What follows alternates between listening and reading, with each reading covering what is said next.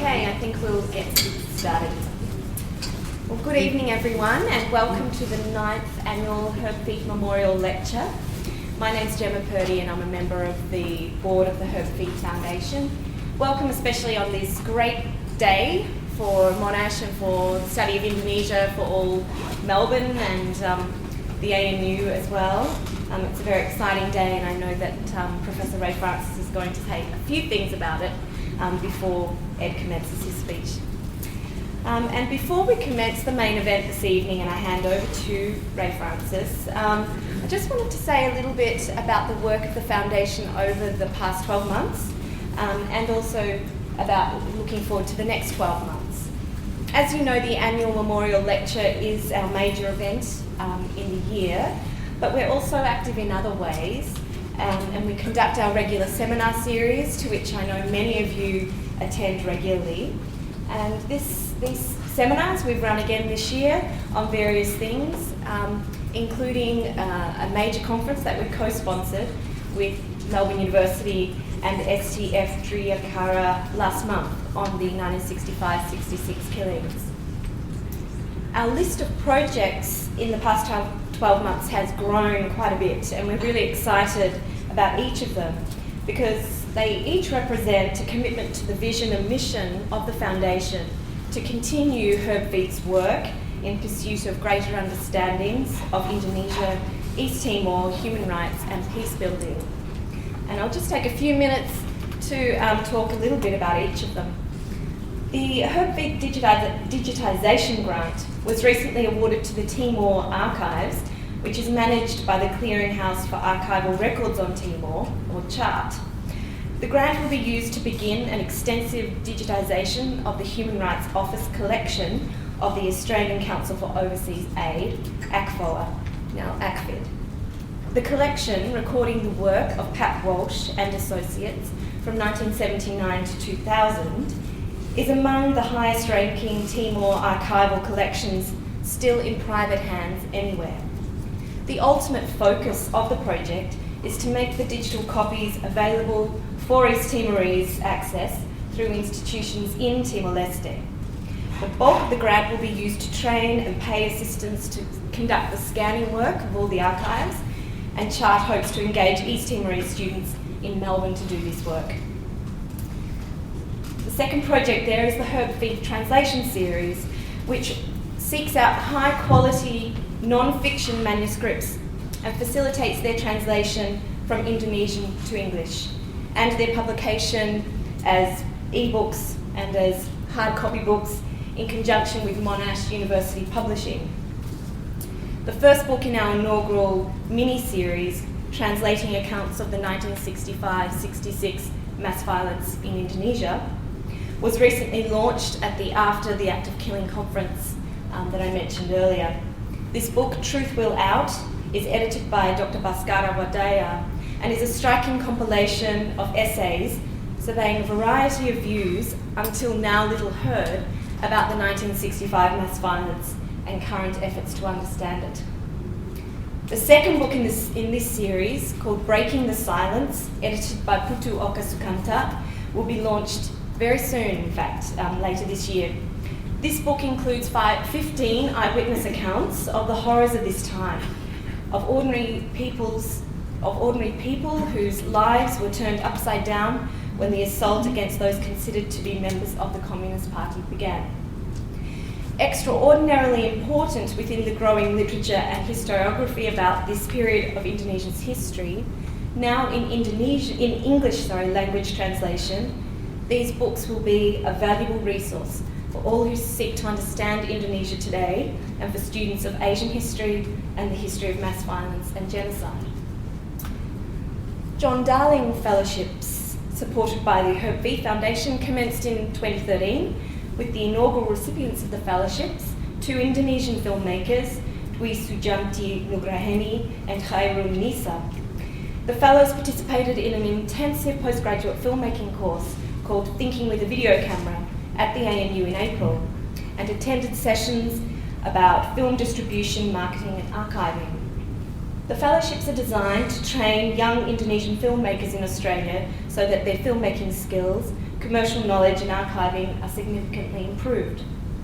The filmmakers showed their films in screenings in Canberra, Melbourne, and at the Australian Embassy in Jakarta. And it's hoped that 2 fellowships will be offered again in 2015. And the last item is the Herb Feith PhD Scholarship, which was awarded about this time last year. The inaugural PhD scholarship was awarded to Sunaryo, a highly respected academic in Indonesia who's a lecturer at Paramadina University and chair of a number of NGOs. Sunaryo is undertaking his doctorate at the Sekolah Tinggi Filsafat Triyakara on Amartya Sen's theory of freedom. So that's our projects as they are now and their ongoing projects. We encourage you to take a look at the books in the series as they are produced and to support the foundation. Now I'm going to introduce Professor Ray Francis, who's chair of the Herb Feith Foundation and Dean of Arts at Monash. Thank you.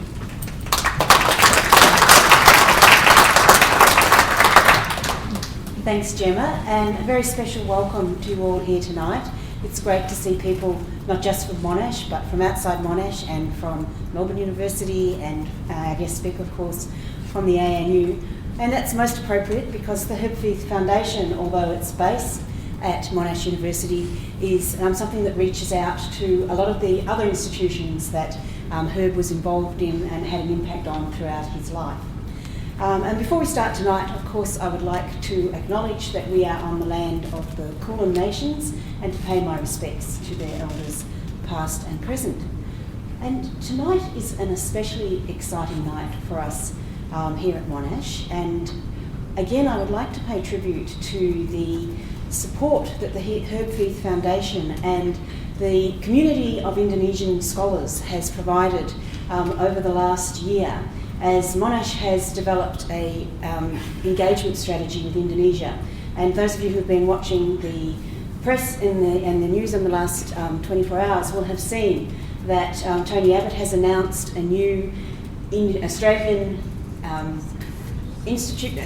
Centre for Indonesian Studies. I'll get this, it's very new, which will be based at Monash but will have nodes at Melbourne University and also the ANU. And the federal government has committed $15 million over the next 4 years and has promised to help raise extra money from industry. And that's the other partners in that include the CSIRO.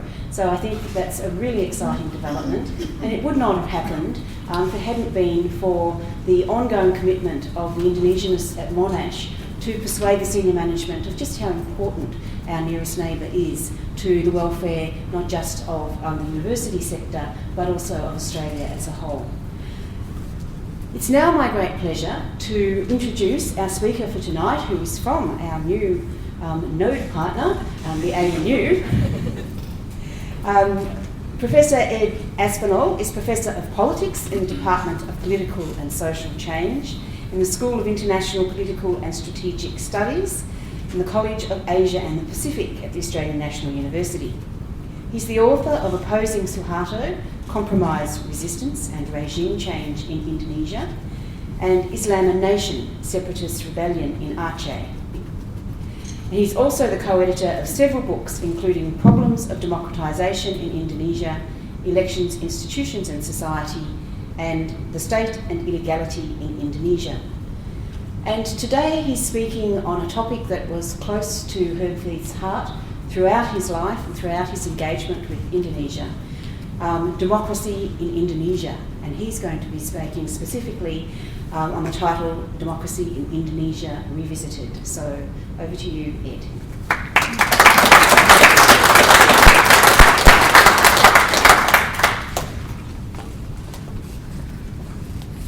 Thank you very much. Let me just set up my slides here.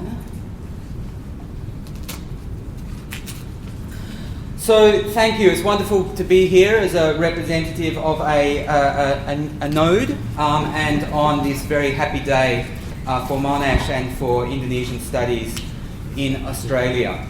Oh, sorry, technical issue. It's also nice to see so many people here tonight when I understand there's some competition in town. Julia Gillard, I believe, is speaking at another venue.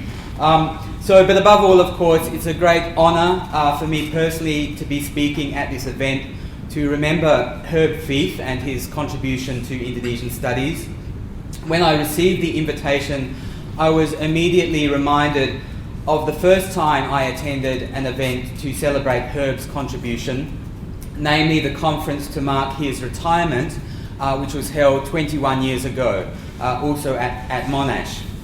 As many of you who are here tonight would remember, this was a very exciting and very inspiring event, especially for me. I was just starting my PhD at that time, in which many of the world's leading scholars of Indonesian politics gathered to reflect on the destruction of constitutional democracy in the 1950s, guided, of course, by Herb's classic text on that topic, and to consider the prospects for democratic change in the 1990s. This was the beginning of the 1990s, of course, a period when Indonesia was, although of course none of us knew it at this time, was on the precipice of momentous events indeed.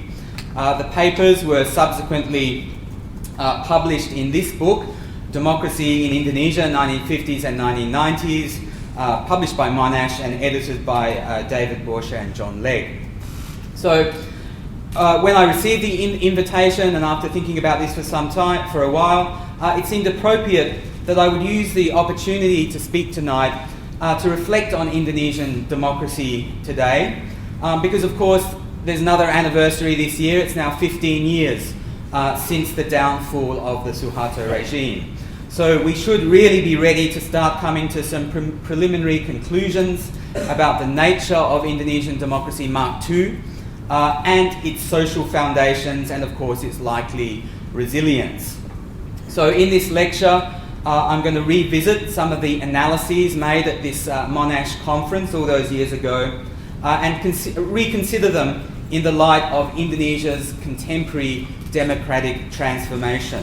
What assessments were made back then regarding the likelihood that democracy would again take hold in Indonesia, and how do those assessments hold up in the light of the subsequent developments? What structural impediments to democracy were identified back then, and have they been overcome today? I should say that my assessment is also very much informed by a lot of travel that I've been doing through Indonesia over the last 2 or 3 years. I'm in the midst of preparing to write a new book on Indonesian politics and society. Plus, I've also been conducting research on ethnic politics and patronage politics at the local level. So I've been visiting many different parts of Indonesia, marked here with these large blue stars, taking really the opportunity to go to a lot of places in Indonesia I wasn't really that familiar with, especially in Kalimantan, but also in parts of Sumatra, Java, Nusa Tenggara Barat, and most lately Nusa Tenggara Timur. I just come back a couple of weeks ago from a really fascinating first visit to Kupang. These visits have given me a bit of a sense of how democracy is being practiced at the local level in parts of regional Indonesia. Of course, you can see a lot of gaps there on the map, so you can get a sense of where I'm planning to visit next by perhaps where some of those holes are. But nevertheless, my visits have given me something of a sense of how democracy is being practiced at the local level in Indonesia. And unlike many observers, the general tone of a lot of the academic analysis of Indonesian politics has tended to be rather gloomy and pessimistic of late. So unlike many observers, I actually find quite a lot to be positive about. Now, I should say from the start that I won't be attempting much direct comparison between the contemporary period and the 1950s. The contexts are so very different, and as I took the opportunity to reread Herb's book, it just strikes me that these differences are so very obvious.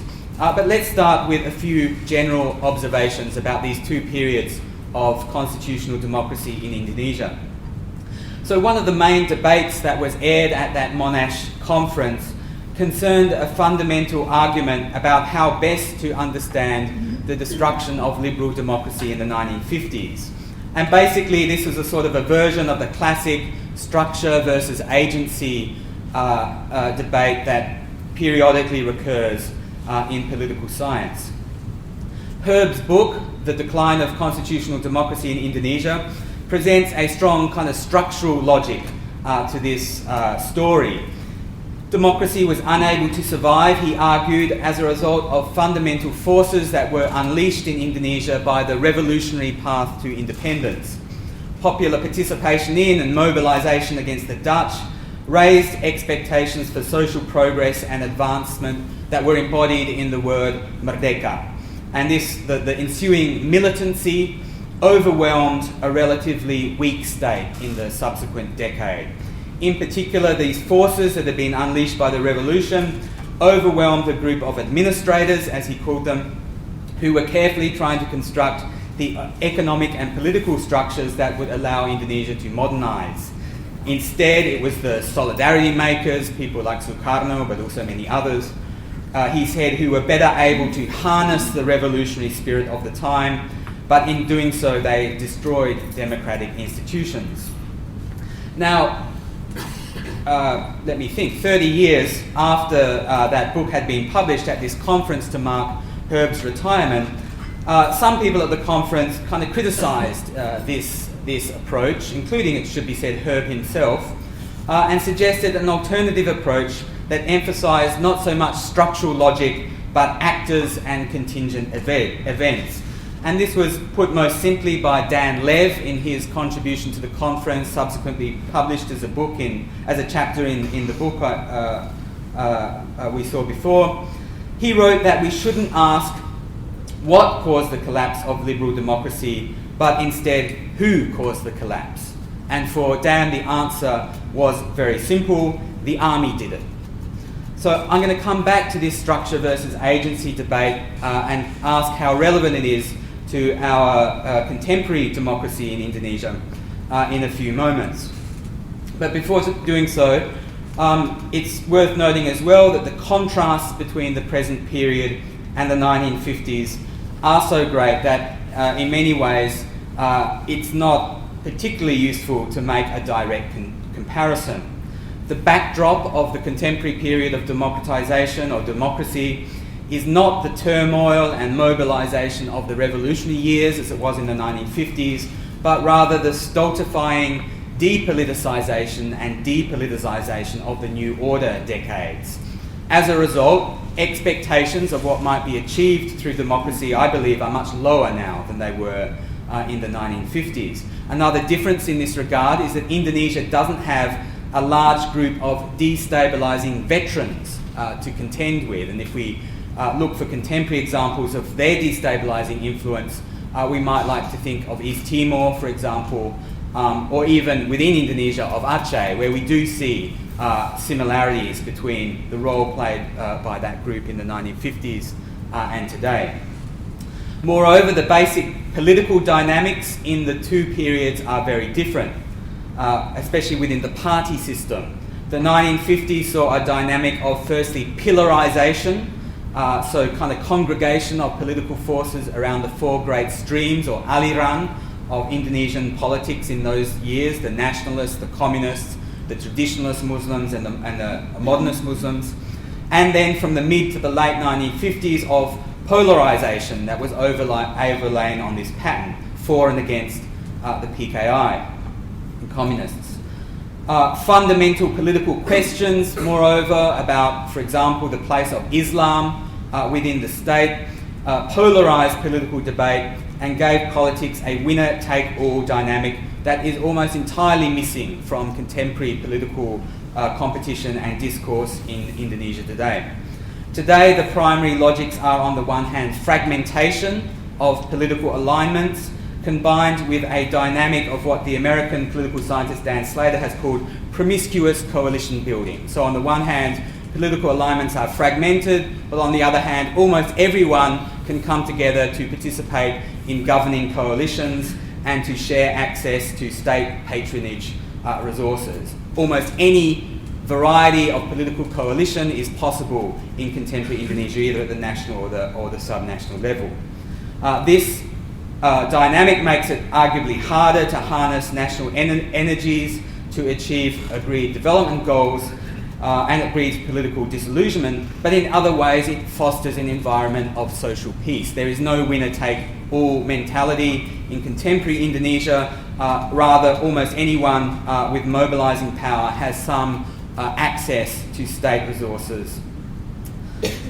The actors are also very different. The army, in particular, has largely been tamed as a political force, at least for now, whereas, of course, in Herb's account of the 1950s, right from the 17th of October affair of 1952, the army is always there, just lurking off stage and eventually emerging as a principal actor in the destruction of democracy. Now, the military is all but irrelevant in the main political games, at least for now. This is one of the several really stunning and really very unexpected developments of the post-Suharto period. So I won't go through a point-by-point comparison of the 1950s and the contemporary period. Instead, as I kind of reread Herb's book and then the volume published from that conference, I found that one way that kind of organised my thoughts, a useful way to organise my thoughts on this evening, was to draw on one of the more systematic arguments presented in the Democracy in Indonesia book, namely those presented by Harold Crouch in his chapter which was entitled Democratic Prospects in Indonesia. So remember, this is written 20 years ago. And this chapter provides a handy framework, I believe, for reviewing the contemporary situation and assessing what's changed. Harold came to a pessimistic overall conclusion about democratic prospects in Indonesia. I put this quote up not to critique him. He was my supervisor and I would never do that in such a forum. And moreover, in this regard, he was in very good company. Almost everyone who participated in Herb's retirement conference had a very similar view, I think, about democratic prospects in Indonesia.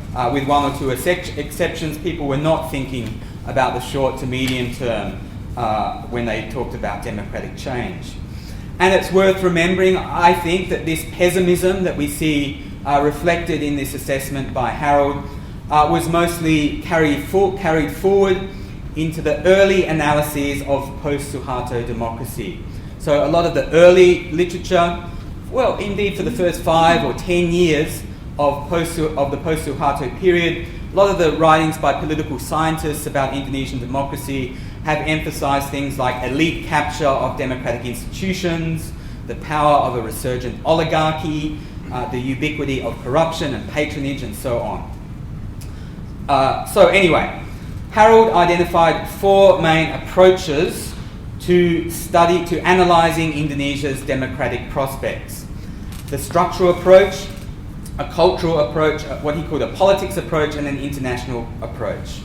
So I thought it would be useful to review these one by one and think about how they can be applied to contemporary Indonesian democracy and compare them to Harold's assessment from that time. You'll see that I find myself being surprisingly optimistic. Okay, I'll probably spend most of my time talking about the structural approach. Harold divided this into 2, the class structure and the ethnic structure. I'm going to talk mostly about the class structure.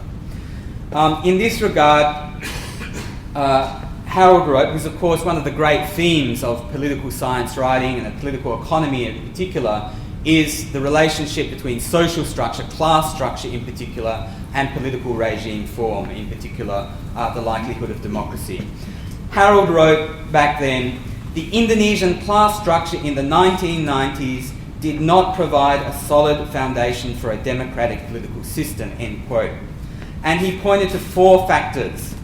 Firstly, that the agricultural labour force in Indonesia was still by far the biggest group within society. It was just below 50% of the population. 50% of the labour force were employed in agriculture in 1990. And this, a large agricultural population or agricultural labour force, is usually seen as an impediment to democracy in comparative literature. That was the first factor. The second was that employment in manufacturing was low at about 11.6% in the same year. So the working class, moreover, was very politically marginal. again, according to a lot of the comparative literature, a large and militant industrial working class is often seen as an important component of a democratic political coalition. Thirdly, the middle class was relatively small and it was largely dependent on government. The bureaucracy in particular was a very prominent part of the middle class, according to Harold back then. And finally, big business was dependent on particularistic ties with state officials. Now, I'm not going to go a lot into the details, but I'm going to review each of these groups one by one.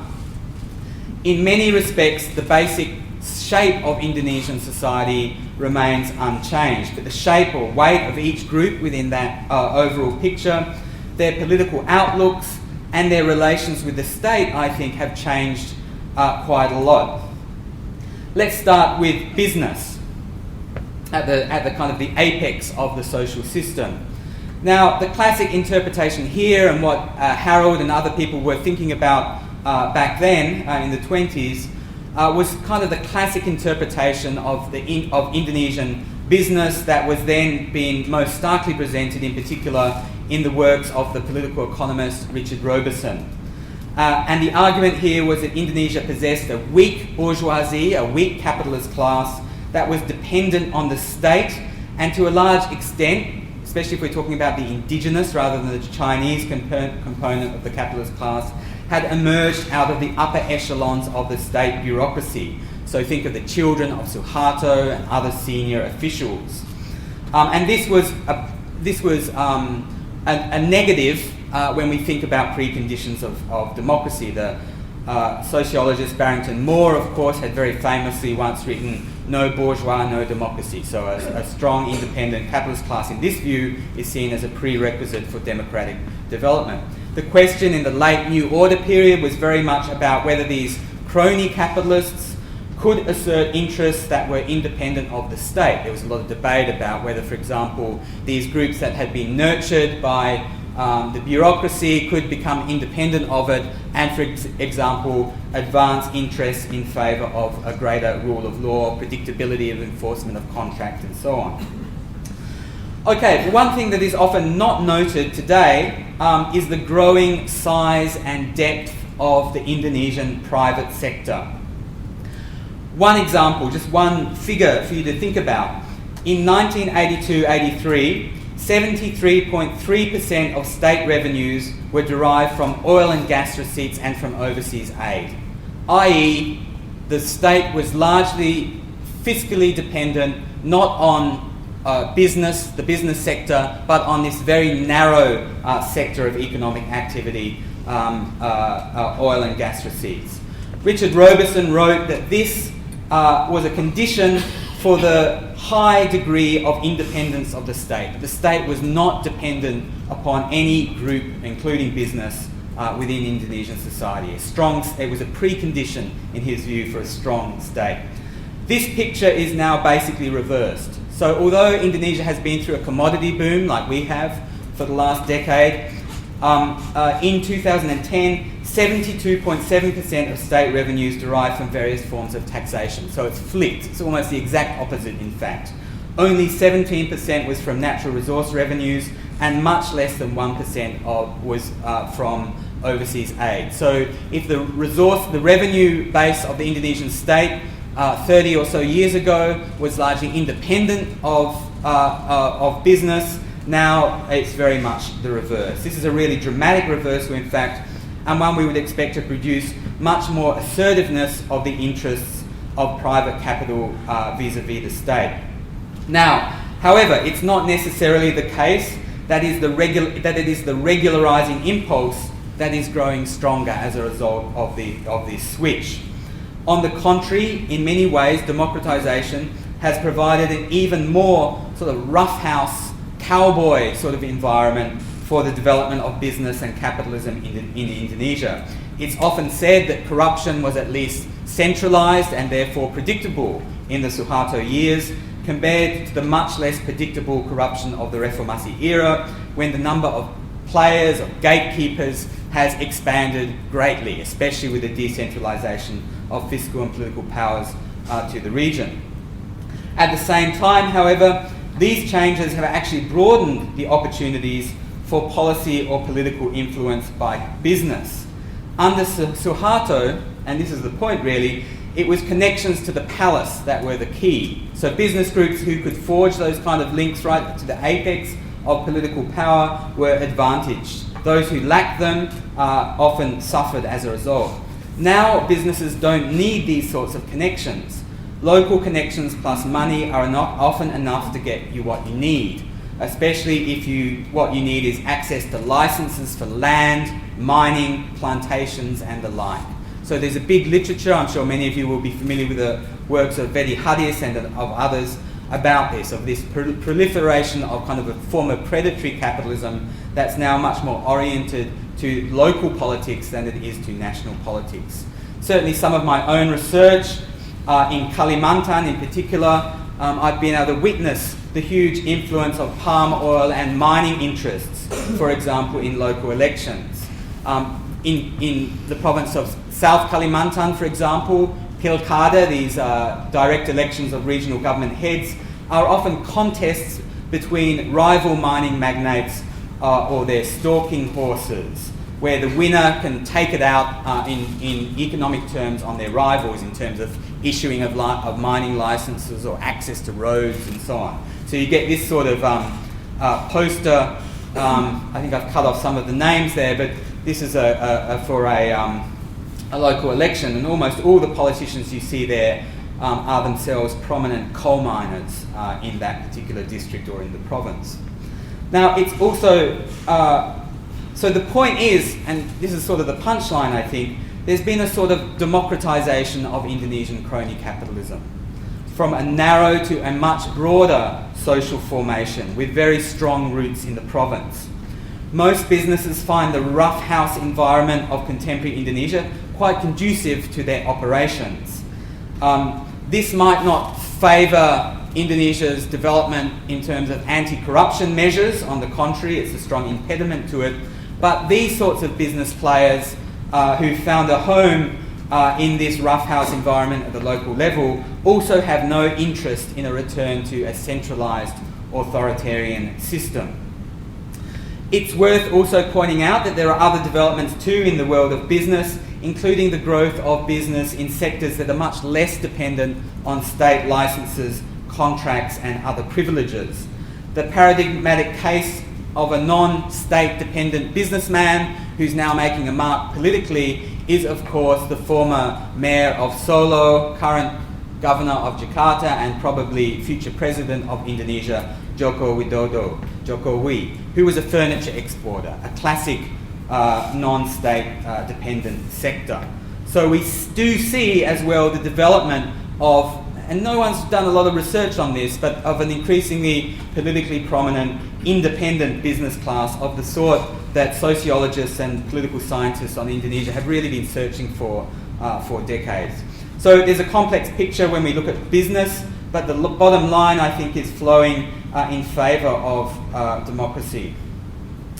The middle class, so that's the first group, the business class. The middle class has also grown significantly. And we see an awful lot of this sort of boosterism and enthusiasm in the international press in particular about the size of the consuming classes in Indonesia. Now, the middle class is notoriously hard to measure, and the Indonesian Bureau of Statistics seems to have changed some of the employment categories that Harold was using 20 years ago. But if we compare the assessment that Harold made all those years ago with some of the more recent data from the Indonesian Bureau of Statistics, you can see, however we measure it, that the Indonesian middle class is indeed growing and growing fast. Now, it should be noted too that this growth of the middle class has grown along with, or alongside, or is even part of, increasing inequality within Indonesian society. So there's a gradual increase in wealth across Indonesian society, but the rich are becoming rich much faster than the poor are moving into the middle class. Now, it used to be said that the Indonesian middle class could not expect it to be liberal because middle class people were grateful to the new order, grateful to Suharto for the protection that they experienced and for the increased prosperity that they experienced during the years of authoritarianism. Now I think we just need to make the very simple point that the period of most rapid growth of the middle class has actually occurred under democracy. And that's even without us making the sort of conventional explanations that people usually turn to when they talk about middle class support for a free media and liberal rights and so on. And I think we can certainly also run those arguments in contemporary Indonesia by pointing to the energy and the tone of the media as one major wellspring of contemporary Indonesian democracy. But one of the really surprising things here, I think, to think about is the role of the bureaucracy. So it used to be said, as I mentioned before, that one of the features of the Indonesian middle class was its dependence on the state sector, and therefore it was assumed that bureaucrats tended to be more politically conservative and more supportive of authoritarianism. Now, I'm really not so sure. Very unexpectedly, I think it's actually people in the civil service and bureaucrats who end up being one of the primary beneficiaries of democratization. And above all, we see this in the regions. If we go outside of Jakarta, it might be true that there's been a diminution of the authority of the central bureaucracy in the ministries, but if you go out to the regions and you track the backgrounds of the typical career profile of people who win local elections, there's a very widespread pattern that emerges. Michael Buehler, a political scientist based in Northern Illinois University, has written about this. And the typical profile is as a public service who begins as a camat, a sub-district head, then becomes a dinas head in one or two of the bureaus, typically the wet bureaus with plenty of money sloshing around in them, then becomes a regional secretary, and finally is in a position to run and win for Bupati. Once you go outside of the big cities, the vast majority of Bupati you meet who are getting elected are people who have bureaucratic backgrounds. So it turns out that bureaucrats too are actually doing rather well out of democratization. And when you talk to low-level civil servants as well, and you ask them how they compare the New Order period with the contemporary period, often they much prefer the contemporary period, actually.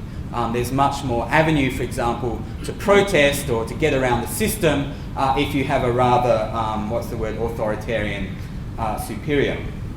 Okay, so there's the middle class and business. What about the poor? What about the majority of Indonesia's population?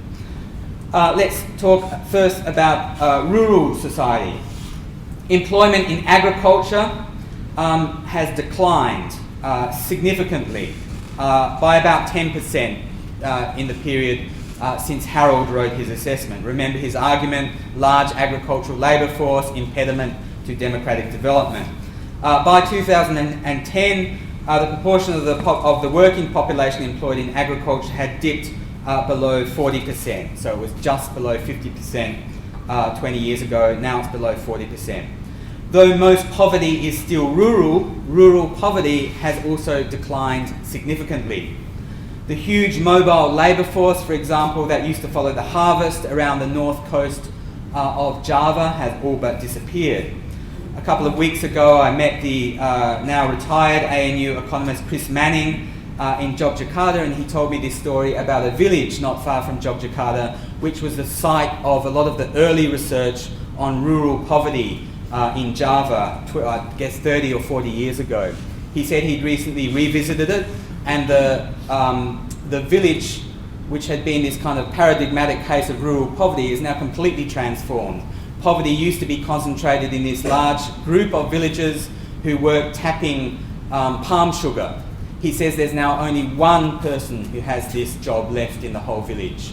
And a huge number of villagers are working in kind of small-scale home industries, making kripik and krupuk and, well, I don't know what, that sort of stuff, cakes.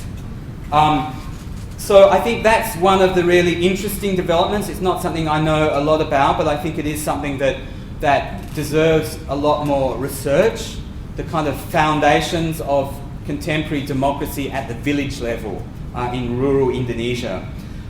So urbanisation of rural life, we might think of it that way, has seen the spread of small-scale industry throughout the regions. And again, I just draw your attention to one of the really great chapters in that Democracy in Indonesia book, which was Ken Young's article on that topic, the urbanisation of rural society. My sense is that in Indonesia, we see the emergence of a growing middle peasantry, or perhaps you would call it a rural middle class, that is growing more and more politically assertive and is increasingly able to extract subsidies of various sorts from the state. These subsidies make their way into rural communities, usually in the forms of projects of various sorts. And we see an emerging layer of important political players at the village level who are basically brokers, who are able to connect the village community with sources of political and economic power. And this group, I think, has been really empowered by democracy. So just one interesting reflection of this, I think, of recent electoral politics is this spread of a new policy formula throughout Indonesia at regional elections, which is the policy of village subsidy programs. So these are just straight cash transfers from provincial or district governments to village communities, which has become a really critical part of re-election campaigns of incumbent bupati and governors in many parts of the country. It began, I think, with a program called the Respect Program in Papua, where each village just got a straight transfer of 100 million rupiah, and then the village supposedly goes through a process of musyawarah desa to decide on what its local development priorities are. We've seen this pattern of grants to villages spread right throughout Indonesians' elections, and you find them all over the place. Aceh, the former governor Irwandi Yusuf, had a very similar program. We just saw the re-election of Governor Ahmad Heriawan in West Java, where he also was giving 100 million to villages. But you also see these fantastic sums sometimes being transferred to villages. The Bupati of Musi Banyuasin, for example, in South Sumatra, admittedly it's a resource-rich district. Their villages get 1 billion rupiah per village. So this is one of several forms of local policies that are spreading like wildfire through the political system. The point is that village people are getting some advantages, significant advantages from democracy. What about industrial labour? Manufacturing employment has actually held pretty steady if we compare it to the period that Harold was writing about. It's only risen about 0.5% over the last 2 decades. So there's a lot of people who've been writing about stagnation in the industrial sector, and indeed we look at the figures of employment and it does seem to bear that out. So about 12% of the working population are employed in manufacturing. But what has really changed dramatically, especially over the last 5 to 10 years, I think, is the political power and influence of organised labour. One key turning point for me in observing this new phenomena was in 2005, when massive mobilisations by labour unions blocked revisions of a recently passed labour law. Employers had been calling for changes, in particular to generous severance pay conditions that had been mandated in a law that had recently been passed as part of that kind of reformasi era enthusiasm for liberal lawmaking. It was the Ministry of Manpower backed the revisions. It was in the Parliament, but protests by Labor blocked it. This was the first time Labor had really flexed its muscles in a big way on national policy and it won very convincingly. The law has not been revised since that time. Over the last 2 years in particular, since around 2011, we see really a dramatic increase of Labor militancy, especially in Bekasi to the east of Jakarta, but also other industrial zones. Regular workers' demonstrations numbering in the tens of thousands, new forms of action, such as a form of action called sweeping, where striking workers will go and surround factories which are not participating in the strike and call on people inside to leave their workplace and come out and join them. This is just this is a photo from a student at ANU taken at May Day last year. Note that the woman in the cap and the raised fist there is Rika Pitaloka. known also by her stage name, Oneng. She was a famous TV actor, but she's now a PDIP parliamentarian. So one of the interesting things that's also been developing has been this orientation of political party leaders within the parliament to support some of these sorts of workers' actions as well. One result has been increases in minimum wages, which are set by local governments. So local governments responding to electoral incentives, responding to these sorts of mobilisations, have been in recent times raising wages at a fairly spectacular rate. In Jakarta, this began in 2011 when the incumbent Fauzi Bowo was preparing for his re-election. He raised minimum wages in that year by 15%, twice what was recommended by the body set up to provide advice on salaries. Joko Widodo, when he came in, increased wages in Jakarta by 43% in 1 year. Very dramatic, and we see, this is just, I've taken this off the Jakarta Post recently, which shows that in regional terms, Indonesia's wage structure has been going up very fast, especially when compared, I think this is in comparison to productivity. So more generally, for me, one of the really remarkable developments of Indonesian democracy over the last 5 years or so has been the growing responsiveness of governments, political parties and individual political leaders, especially in the regions, to the interests of ordinary Indonesians. Early literature, as I said, in the early post-Suharto period, emphasised elite capture and oligarchy as the great themes of Indonesian political analysis. I think things have changed a lot in the last 5 years or so. I've got an article forthcoming in the journal Indonesia that looks at this, in particular by looking at healthcare policies.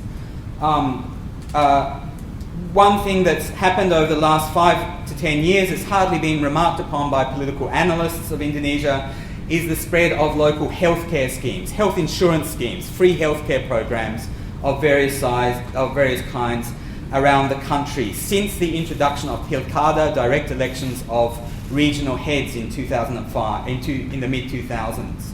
So political leaders at the local level who are trying to get re-elected are indeed responding to incentives to provide better services to the population. This began in the healthcare area in Jembrana in Bali with a program called Jaminan Kesehatan Jembrana, the Jembrana Health Insurance Scheme, but then has really taken off like wildfire.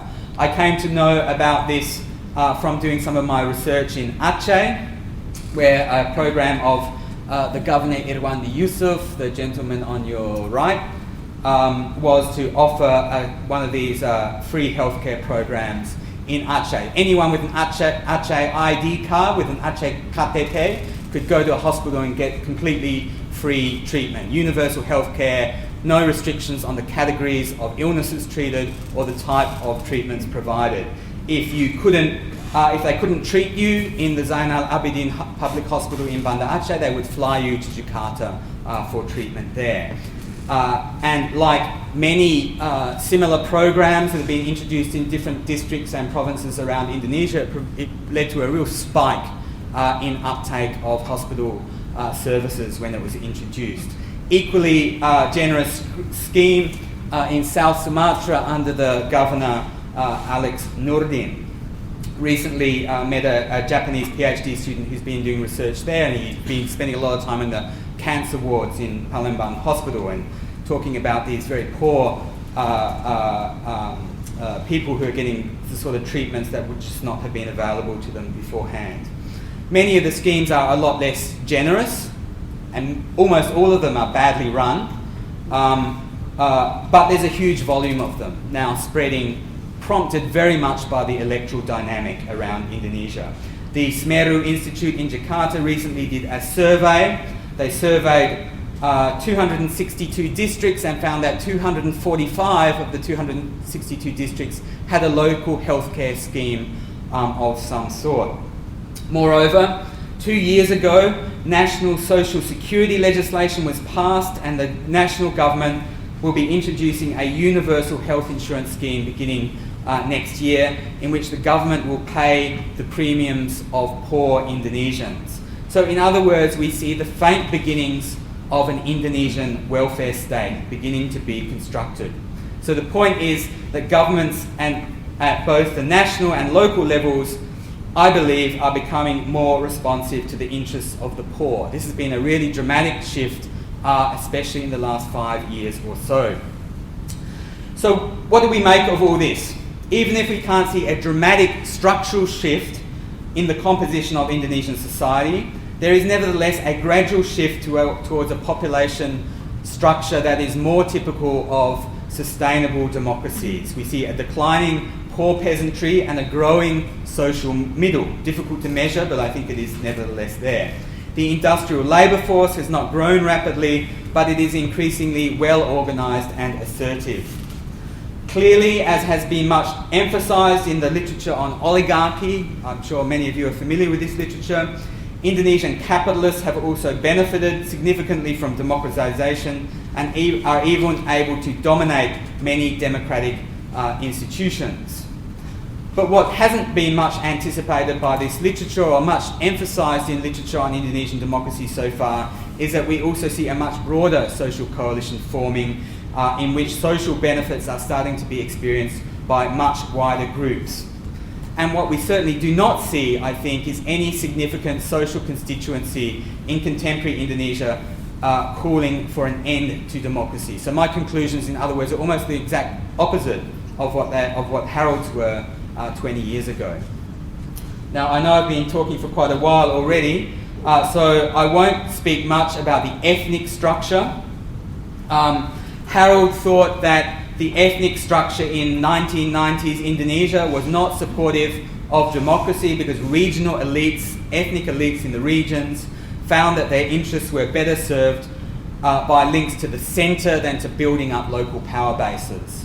I think that was a completely accurate assessment of the situation in the early 1990s, but suffice it to say that this has completely changed as a result of decentralisation and the ensuing empowerment of local elites and of local cultures.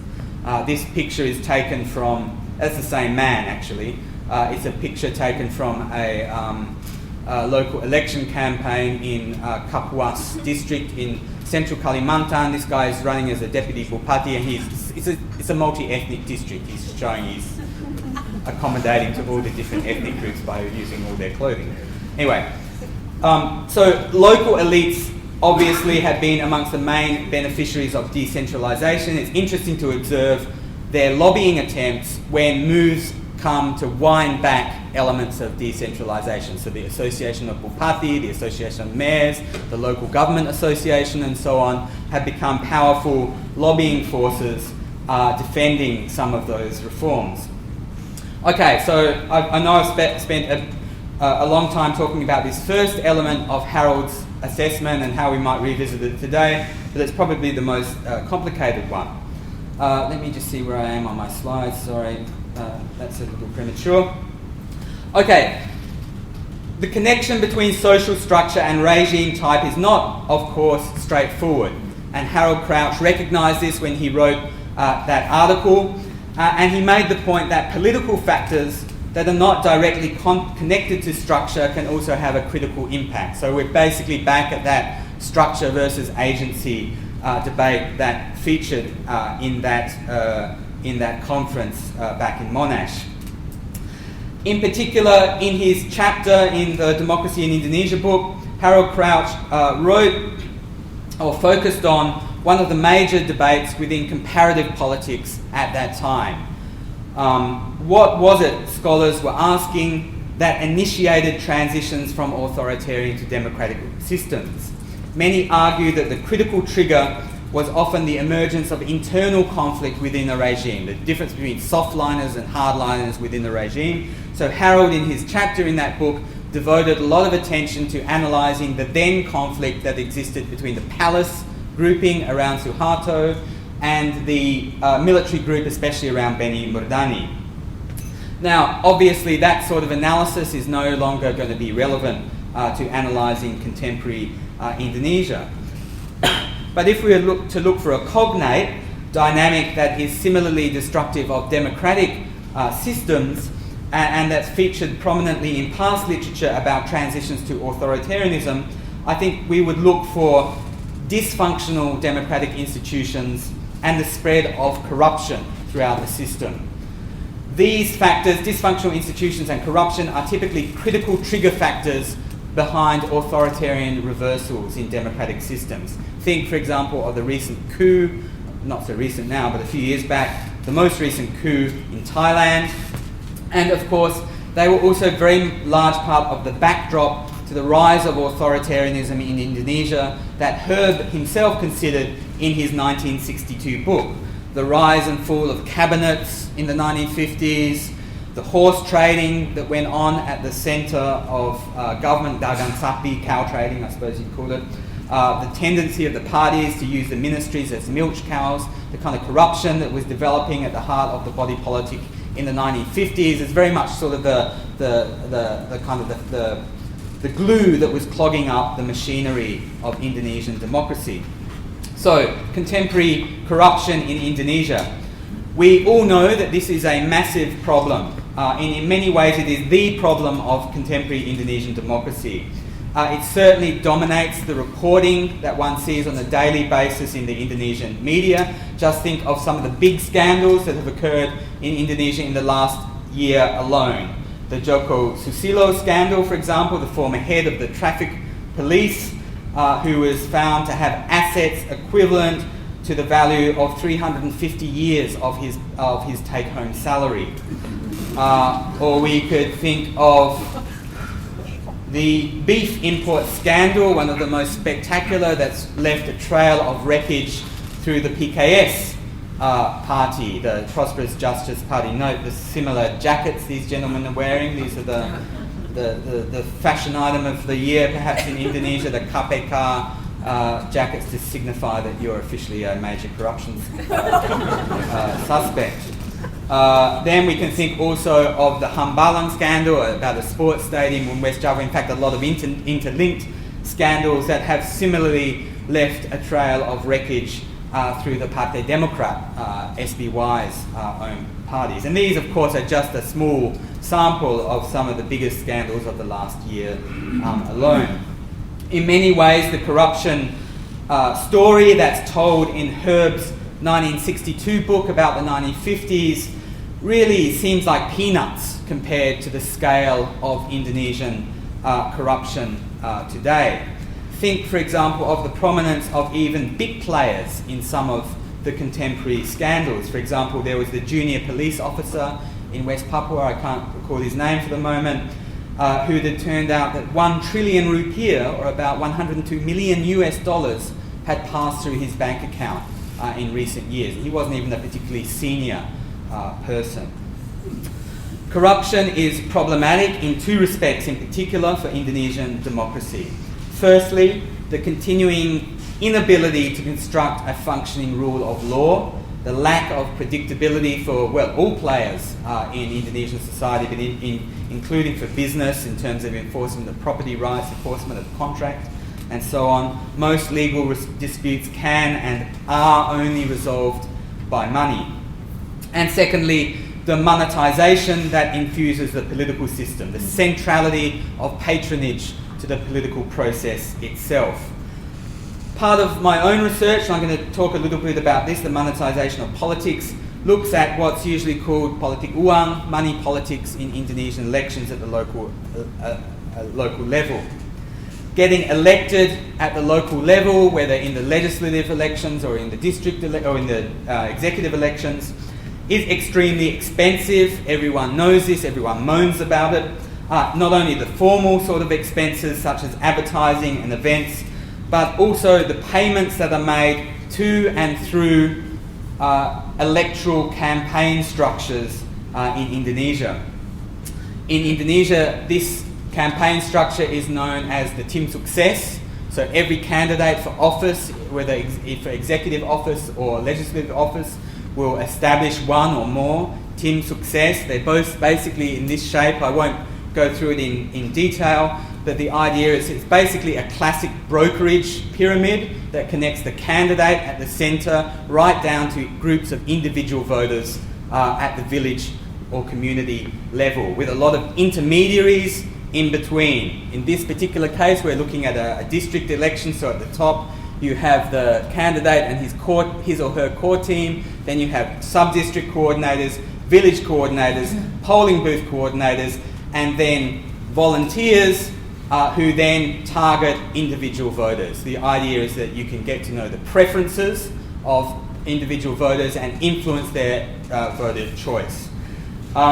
And these networks, of course, also organise the transfer of various gifts or payments either to individual voters or to communities. And this, in fact, is the major expense that candidates have trying to get elected in Indonesia, establishing and paying for these networks and their activities in influencing voters. Often the payments to voters themselves take place in the form of straightforward, individualised retail vote buying, but often it takes place by what is sometimes called club goods, that is payment to groups of one sort or another. Now, one of the difficulties of fighting this system, in fact, is that the benefits are actually spread very widely. Politics, getting elected in Indonesian elections is expensive because a lot of people actually benefit.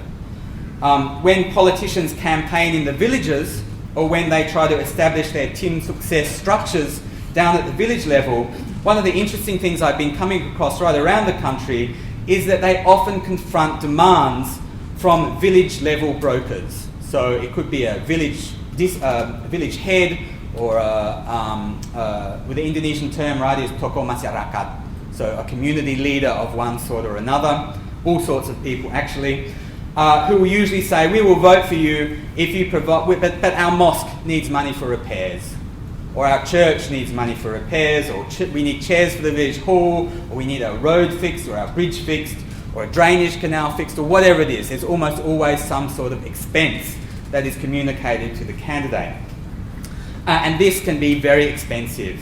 And it's also not a guarantee of electoral success. It's not necessarily the case that the most cashed up candidate will win. One guy recently, a legislative candidate I spoke to in Jogja, told me he gave a lot of money in one village to fix up a mosque, responding to one of these sorts of requests, but then they all voted for another candidate who'd gone to them later and paid everyone 40,000 rupiah each. And when he went back and asked them, well, I gave you all this money to the mosque, just like you said, and they responded saying, yeah, but it's not the mosque that votes, it's the people who vote. And you often meet politicians who feel very genuinely trapped in a sort of dilemma when facing this sort of environment, this sort of situation, when trying to get elected.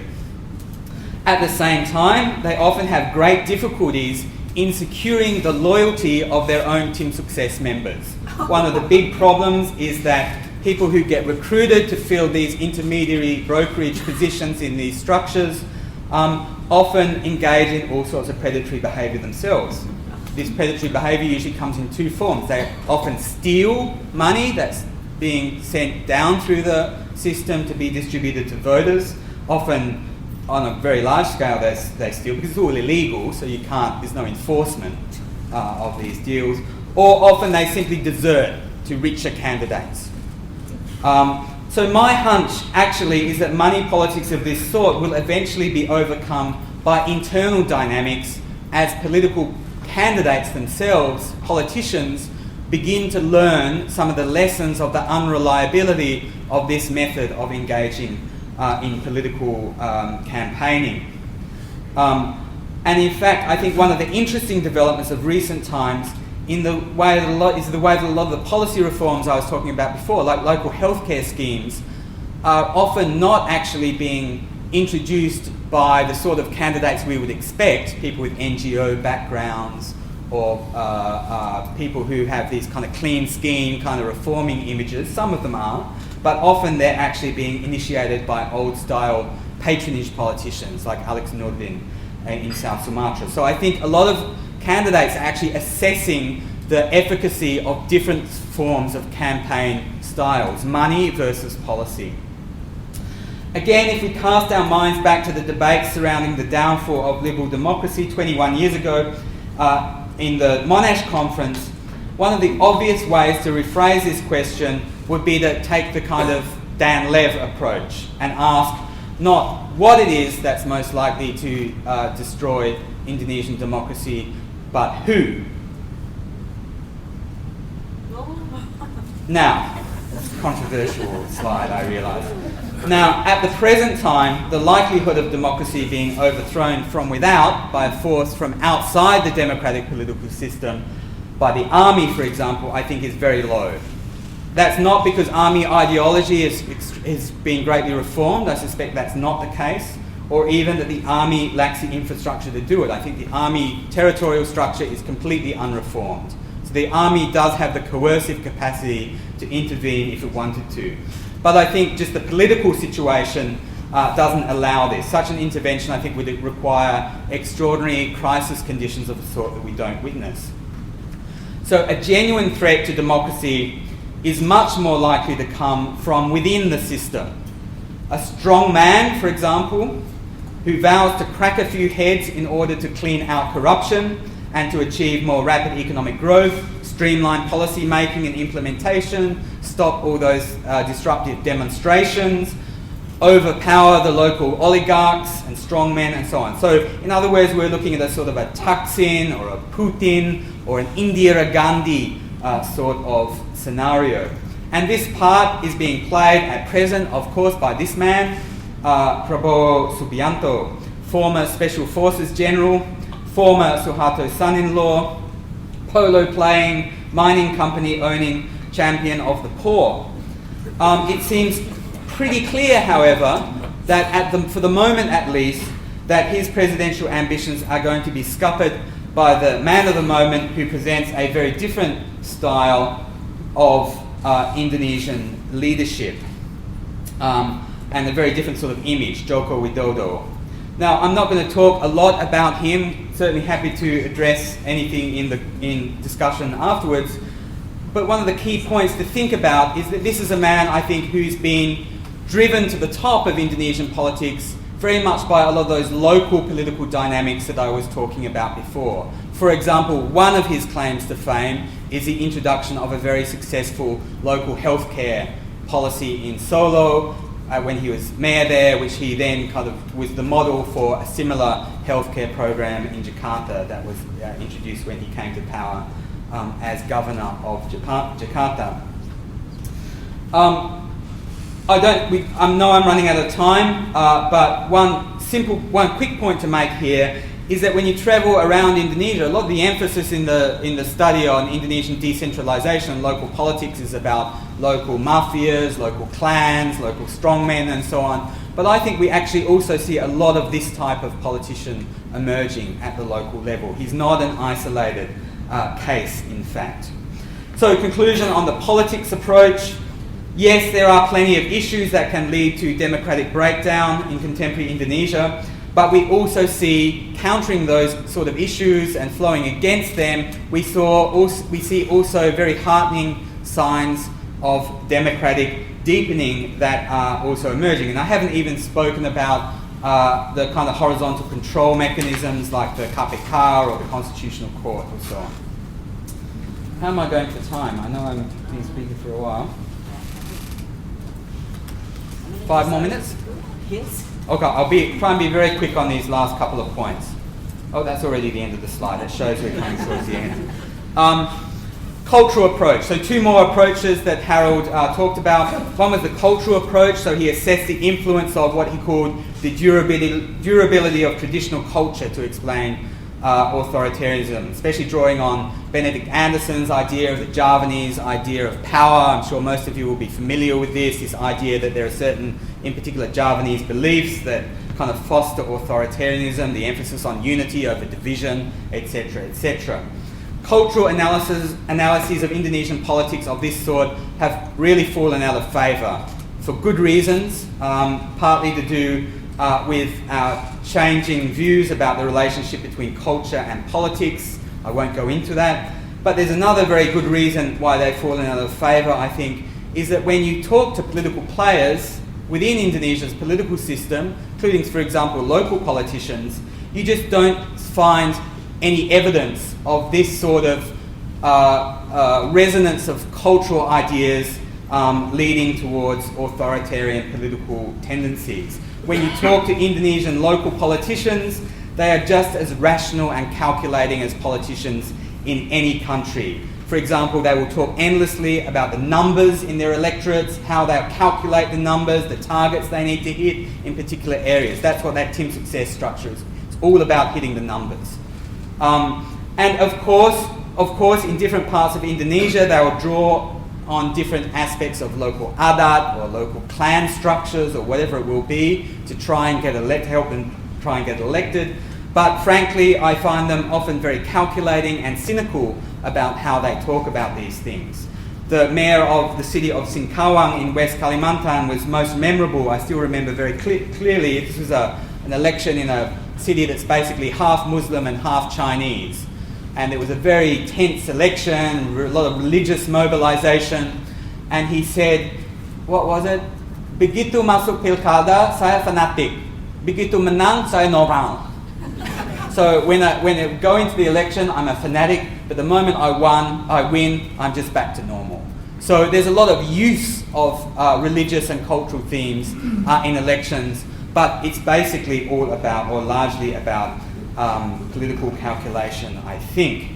Now, if we talk less about capital C culture, but think more in terms of ideology, I think we'll get greater purchase in looking about the prospects for sustainability of contemporary democracy, what the comparative political scientists call the ideational aspects of democratic consolidation. Are there ideational streams in society that challenge democracy and that possess mass support? I'm trying to accelerate and I'll skim over things a bit here, but the basic answer is no. That I think most of these, we see very few mass-based ideological alternatives to democracy in contemporary Indonesia. Look, for example, at Prabowo Subianto. He is very threatening to democracy, I think, but that's more because what we know about him, his personal background, his personal psychology and background and so on. But if you look at what he actually says, he does not advance an explicit critique of or attack on democracy. In fact, what he says is a critique of economic inequality and of poverty. There's a little bit there about how democratic institutions have been hijacked by special interest groups and so on, but all that stuff we used to spend so much time learning about, the ideas of Pancasila democracy, the ideas of the organic state, the concept that there was no fundamental distinction between the interests of society and the state, all of that has pretty much evaporated. We just don't see much influence of that sort of thinking in contemporary Indonesian democracy. When people talk about Pancasila now, it's almost always to invoke the idea of pluralism, in fact. But, and this is a big but, when you do the rounds of the political elites in the regions, there is a lot of different sort of talk. People do complain a lot about corruption, they do complain about the cost of politics, and some bemoan what they see as the chaotic assertiveness of interest groups. The mayor of Kupang, I saw just a couple of weeks ago, was complaining, for example, about a land case where he says 5 families, I don't know if this is true, this is what he said, 5 families are holding up a reservoir needed to provide clean water to the whole of the city. The key phrase here is no longer democracy Pancasila, like it used to be under Suharto, but the phrase is democracy kebablasan, a phrase that means democracy that's gone too far, democracy that's gone out of control. And often people say, not masyarakat terlalu bodoh, which is what they used to say, people are too stupid for democracy, but the people are too transactional, is often the phrase that is today used, that people just want instant money out of politics and they're not willing to invest long-term into electing the sort of leaders that will support him. So in short, we see a sort of soft, non-ideological, anti-democratic credo, a pathway, I don't think, to outright authoritarianism, but to kind of piecemeal, bit-by-bit reforms that might unwind parts of democracy and that are not really articulated ideologically. The one exception to this general rule is Islamism. I don't have time to go into this in detail, but I would just say that Islamism, I think, is really on the wane It is an alternative to democracy, but it's one that's increasingly confined to the fringes. The fourth and final approach that Harold talked about was the international approach.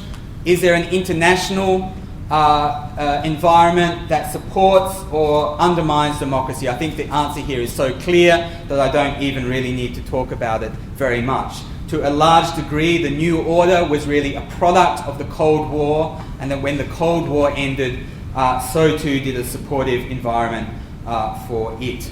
Now the environment internationally is much more supportive of democracy. So in conclusion, and sorry I do know I'm testing your patience, where does all this leave us? In some ways, the report card on Indonesian democracy, I find, looks surprisingly positive. I find myself becoming more and more optimistic than I was a few years ago. I'm aware that this is in part conjunctural. Had Jokowi not appeared on the scene as a presidential candidate for next year, we could now be contemplating a likely Prabowo presidency, and I think this would give a very different tone to our discussion tonight. But it's also my reading of local politics that is making me much more optimistic, though I should say in fairness that a lot of people don't agree with my assessment in this regard. So it's been a really pleasurable and rewarding experience to reread The Decline of Constitutional Democracy, Herb's classic book, as part of my preparation for tonight's lecture. It's made me think about how many things in the 1950s do find their echoes in contemporary Indonesia, but I think that there really are some major essential differences. Although the basic building blocks of democracy in the 1950s and in contemporary Indonesia are in many ways similar, the context in which they're being reassembled is very different, and that context is much more supportive of democracy today. In his own contribution to the democracy in Indonesia 1950s and 1990s book, back in 1992, Herb wrote of his nostalgia for the democratic Indonesia of the 1950s. He describes how he loved the country of that decade and how his experience was shaped by the kind of country that he wanted Indonesia to become once again. I think it's gratifying to reflect on this night, to think that despite its many, many shortcomings, Indonesia is, I think, becoming once more the sort of country that Herb had so much admired and hoped would re-emerge. Thank you very much.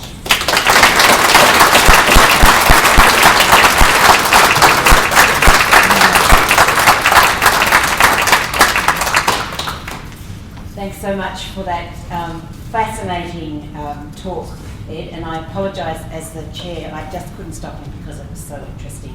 We have, unfortunately, then only 10 minutes for questions, and Ed's indicated that he will take questions, so I invite people to put up their hands.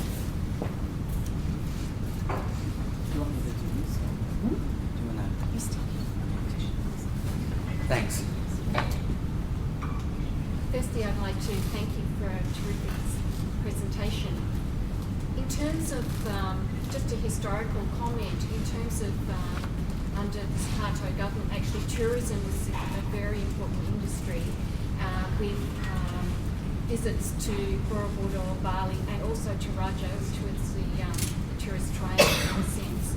And I think that you could perhaps mention that in terms of talking about industries which were important at the time. Actually, earlier in Bali, by the 1930s, there had been the tourist industry under the Dutch, and it had also been considered by Sukarno, but it was really Suharto's government in the late 60s, early 70s that ran with it and made it a very important monetary earner. Thanks.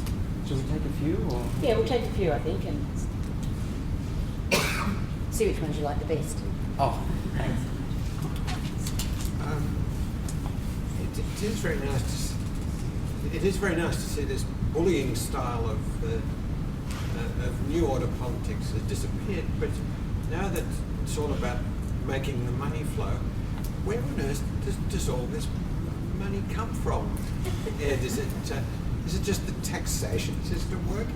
Where does it come from? Yeah, thanks. Barbara.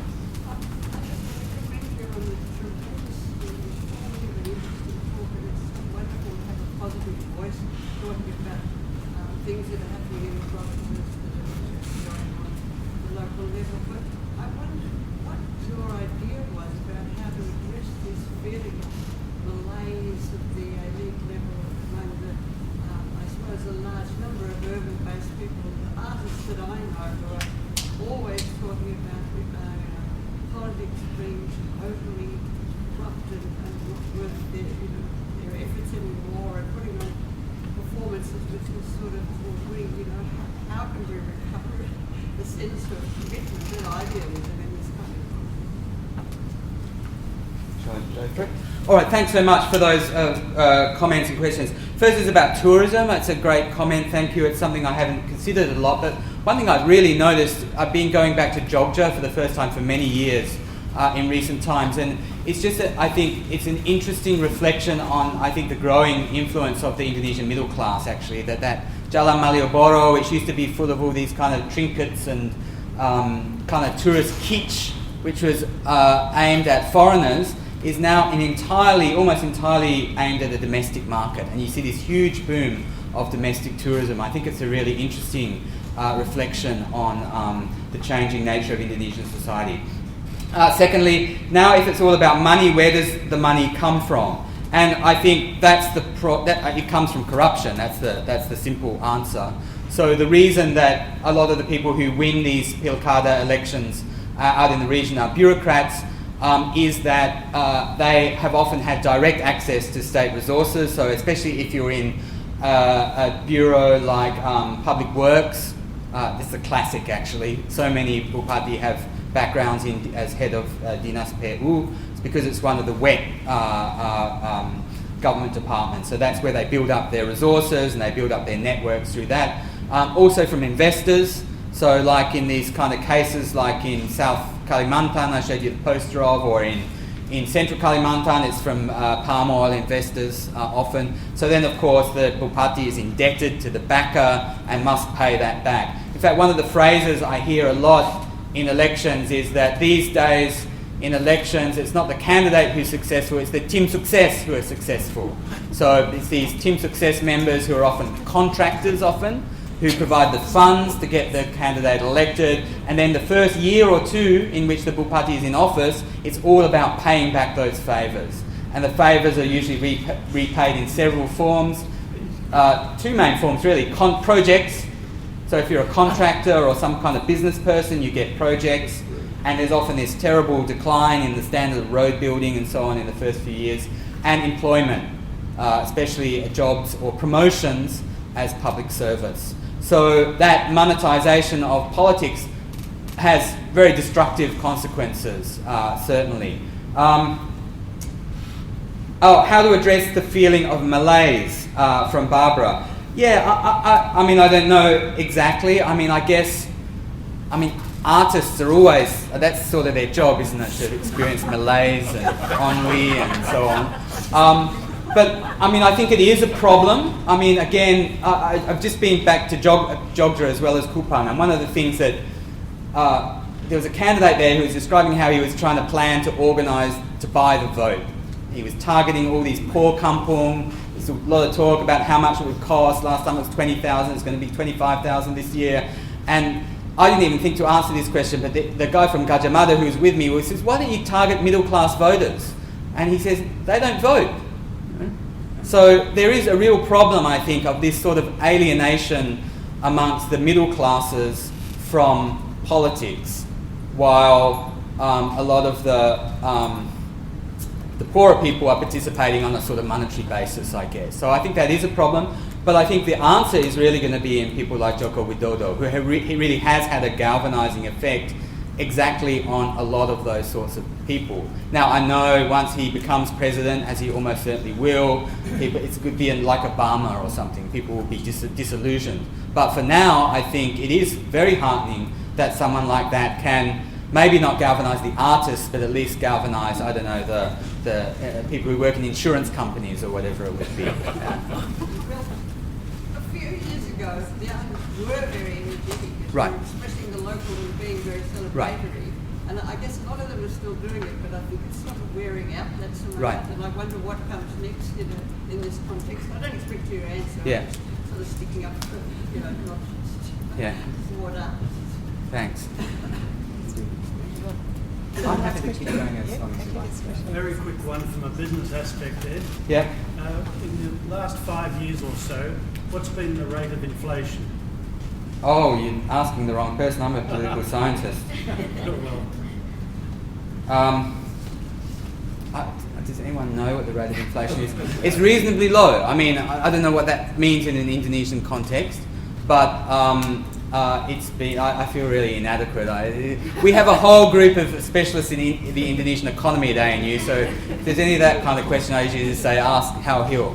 well, can I say that I was there with Harold, Right. and with Herb, and during that time we were experiencing something like Oh. 650, 700% inflation. Right. But to add to your comments tonight, it would have been handy to know Yeah. what sort of Okay. increase your debt becomes. Okay, no, it's under 10%, somewhere under 10%. Where exactly, I'm not sure, but we're certainly it's nothing like a hyperinflation of the 60s. That's for sure. Yeah.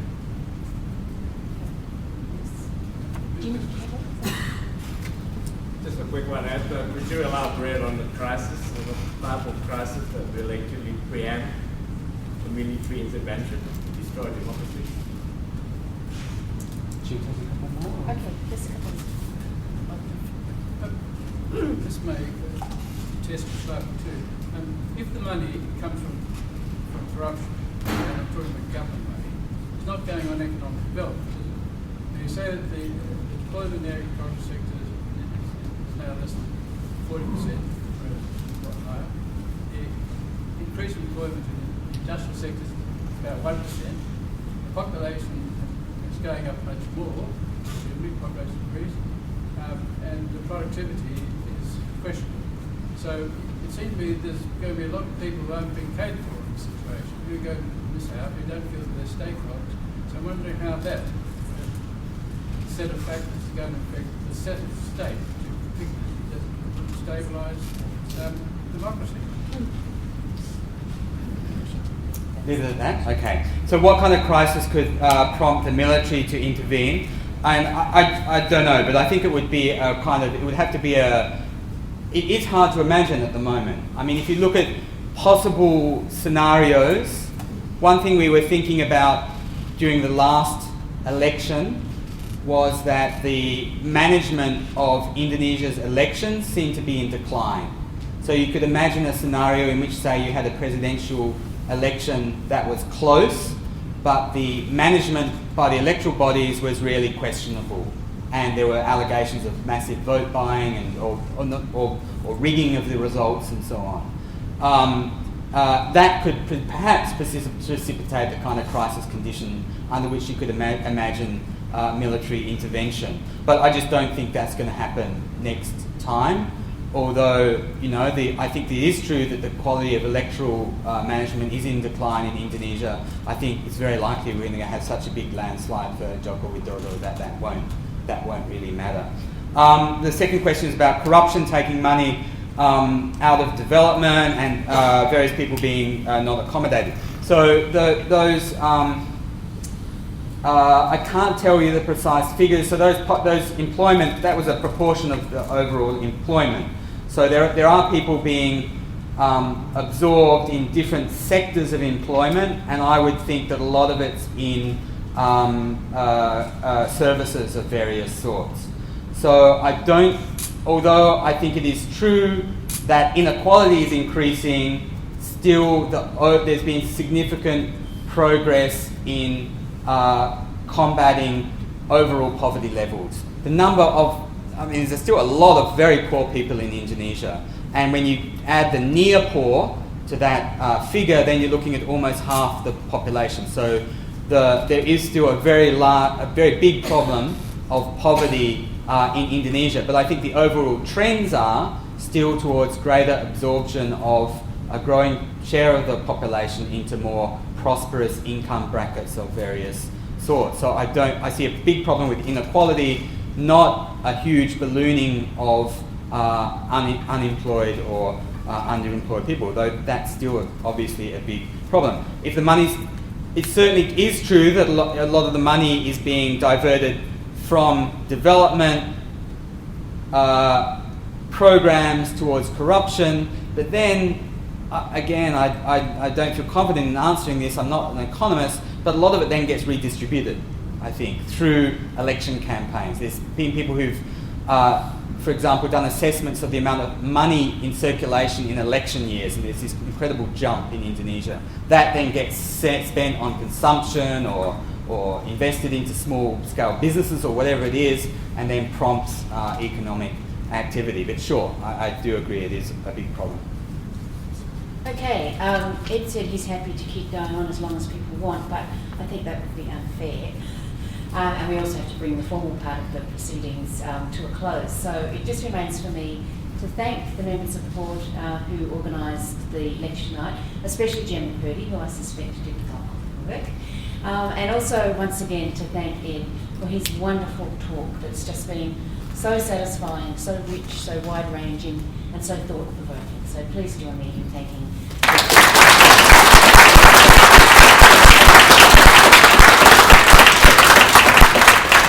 have a small gift for him, and I just can't guess what it is. Thank you very much. Thank you. That's it.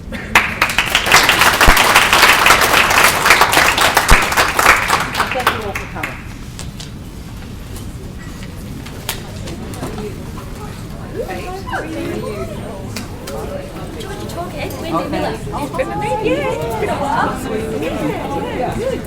Really brought me up to date, because I've been giving contacts back here since 1997. Oh, did you? And that was just started doing my master's.